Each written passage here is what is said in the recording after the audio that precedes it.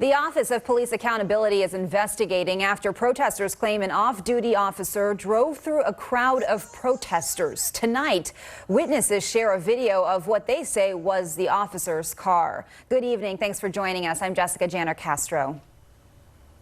I'm Greg Copeland. Let's get straight to King 5's Vanessa Mashani. She joins us live now with our...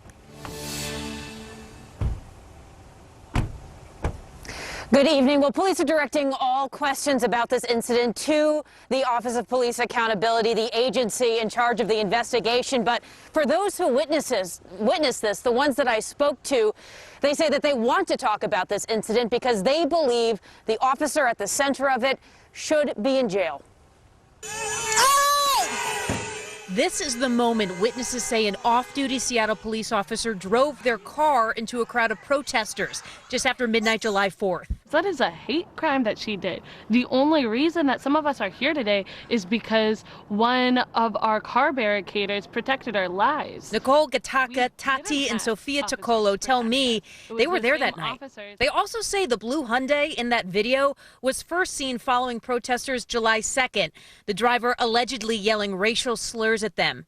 They believe it was the same blue Hyundai sedan that drove through their crowd on July 4th. In the video, the Hyundai makes two circles and then is hit by a car that was with the protesters. They say the driver of the blue sedan then radios for help from police. We find out that the driver in the Hyundai sedan was off-duty officer Molly Clark.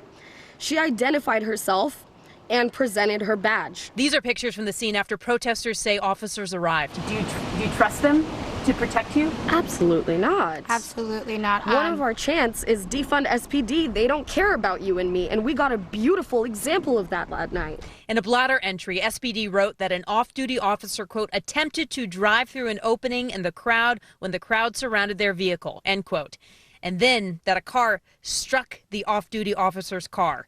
No one was hurt, and the incident is now being investigated by the Office of Police Accountability. The wireless customer you called is not available at this time. When I called OPA, I got that message. I emailed and got a generic response saying they'd get back to me within 30 days.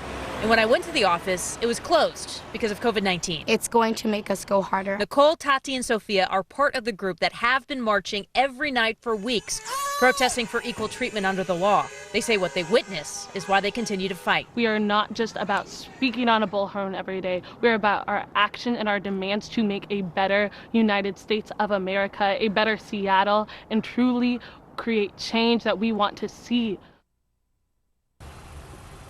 Although protesters say they know the identity of that officer, SPD is not revealing their identity. However, they are saying that they are no longer patrolling the streets as of right now. And again, this incident is being investigated by the Office of Police Accountability. Live in Seattle, Vanessa Mashani, King 5 News. Okay, Vanessa, thank you.